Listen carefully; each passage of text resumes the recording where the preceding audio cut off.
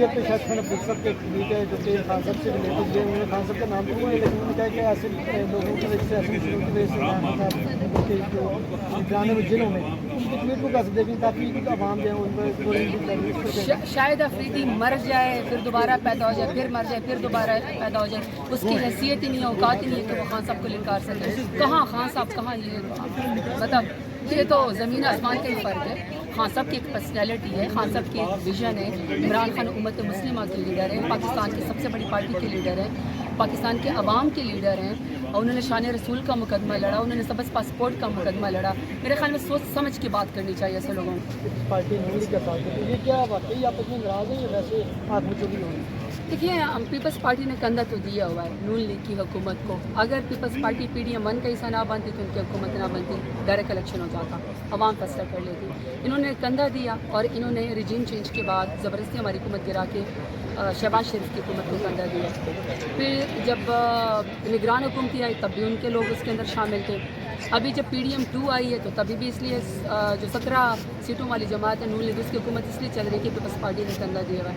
تو اگر Peoples party واقعی اپنے تحفظات کے اظہار کر رہی ہے، اگر وہ خفا ہے، وہ کہہ رہے ہیں کہ بجٹ میں اور امور مملکت میں ان سے نہیں پوچھا جا رہا، تو سمپل سوال یہ ہے کہ پھر آپ یہاں ووٹنگ میں بجٹ کا حصہ ان کا بننے کے بجائے ہمارا حصہ بن جائیں. مولانا فضل الرحمان صاحب یا ان کی جماعت کے ترجمان ہی آپ کو بتا سکتے ہیں، میں تو آپ کو اپنی پارٹی کا بتا سکتی ہوں. میری پارٹی کی جو پرائورٹی ہے وہ یہ ہے کہ میرے لیڈر عمران خان کو جو بے گناہ قید کے اندر ان کی بیگم صاحبہ اور ہمارے لیڈران اور ہمارے اسیران جو اس وقت ورکرز قید میں ان کی رہائی. پھر 8 فروری کو جو ہمیں لوگوں نے عوام کے مینڈیٹ میں ہمیں دیا، ووٹ دیا، وہ مینڈیٹ ہمیں واپس چاہیے اور ملک کے اندر ایک یکساں قانون اور انصاف چاہیے. ہمیں حقیقی آزادی چاہیے. فرینڈلی کنٹری اس کو دبا کے آپ مجھے بتا دیں 2-2.5 سالوں میں آپ نے کوئی ایک بھی گورنمنٹ کا کوئی آفیشیل دیکھا ہے جو پلانٹیشن ڈرائیو کرا؟ نہیں پسند ہے ان کو کیونکہ وہ عمران خان کا ویژن تھا. لیکن دنیا میں 10 بلین ٹری کی پذیرائی بھی ہو رہی تھی. دنیا آپ کو کاربن کریڈٹ مارکیٹ میں اس کا بدلے میں آپ کو کاربن کریڈٹ بھی دینے کو تیار تھی، آپ کے پاس انویسٹمنٹ دینے کو بھی تیار تھی. لیکن ہم 2022 میں جس کو 16 بلین پہ لے کر گئے اس کا بجٹ، اور ہم نے ایک میسو پلانٹیشن سٹارٹ کی دنیا میں، کلین گرین پاکستان کے اندر، وہاں پہ اب آئی ایم سوری ٹو سے ان کی پرائورٹی ہے کہ 4 بلین کے اوپر آگے. ہر وہ چیز اچھی ہے جو ملک کے لیے فائدہ ہو. اگر میرے ملک کا کسان خوش ہے، اس کی کھڑی فصلیں تباہ نہیں ہو رہی، سیلاب اس کی زمین کی تباہ کاری نہیں کری تو ہم خوش ہیں. لیکن اس کے اوپر لاٹھی چارج کرنے سے اگر آپ اس کی گندم نہیں خریدتے تو ہم ناخوش ہیں. اگر آپ کے ملک میں خواتین کلائمیٹ انڈیوسڈ مائیگریشن پاکستان کے اندر ہو رہی ہے، لوگ اپنے گھر چھوڑنے کو مجبور ہیں، جو پاکستان کے ٹاپ 10 بڑے سٹیز ہیں وہ مزید پاپولیشن اس کے اندر آ ہی نہیں سکتی ہے، ابزارب بھی نہیں ہو سکتی ہے. تو یہ جو کلائمیٹ انڈیوسڈ مائیگریشن ہو رہی ہے، لوگ کہاں جائیں گے، کہاں بیٹھیں گے، خانہ بدوش بنیں گے. تو اس کے لیے پرائورٹی آپ کی نہیں ہے. پھر آپ کی ابھی جو پاکستان کے اندر یوتھ ہے، یوتھ کا برین ڈرین آپ کا ہوا ہے، 119% آپ کا برین ڈرین ہوا ہے. سب سے بڑی ہجرت ہونے جا رہی ہے. آپ کے ملک سائنٹسٹ، آپ کے ڈاکٹر انجینئرز ملک چھوڑ کے جا رہے ہیں. یوتھ کے لیے، یوتھ کی پالیسی کے لیے پورے بجٹ میں 1 روپیہ نہیں ہے، 1 ٹکا نہیں ہے اس کے اندر. تو جب آپ یوتھ کو مایوس کریں گے تو پھر ہمیں مجھے خوشی نہیں ہوگی. لیکن اگر آپ یوتھ کو مین اسٹریم میں لے کر آئیں گے، آپ ان کی سیلف رسپیکٹ کے اوپر ہاتھ نہیں ڈالیں گے، ان کو جابس کریشن دیں گے اور ان کو دہشت گرد نہیں کہیں گے، وہ اویئرڈ ہے، تو پھر ہمیں خوشی ہوگی.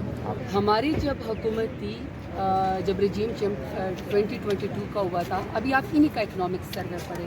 اس اکنامک سروے میں یہ کہہ رہے ہیں کہ پاکستان کی اکنامک گروتھ جو ہے وہ جا رہی تھی 6.1% پہ عمران خان کی حکومت.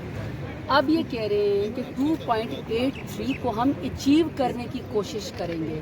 اس کا مطلب ہے کہ موجودہ مائنس میں یہ اچیو کرنے کی، یعنی یہ لوگ 2.83% کے اوپر بھنگڑے ڈالیں گے اگر انہوں نے اچیو کر لیا. پہلا فرق.